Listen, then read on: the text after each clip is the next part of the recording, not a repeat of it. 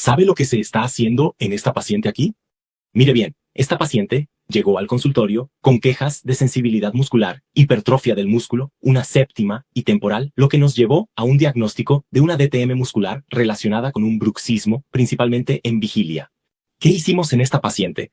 Una técnica llamada punción muscular para aliviar el dolor de esta paciente. Existen formas y protocolos diferentes de realizar esta técnica, pero para aplicarla es importante que no necesitas ser especialista en DTM, necesitas dominar el paso a paso de la ejecución de esta técnica.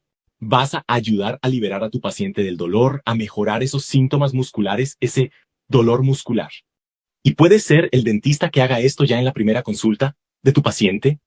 Pocos dentistas conocen esta técnica y saben cómo dominarla.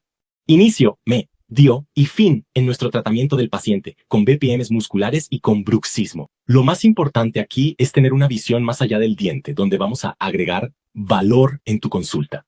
Esto no va a ser solo un vistazo al paciente, un vistazo al diente. Es un diagnóstico complejo, es una anamnesis de alto valor.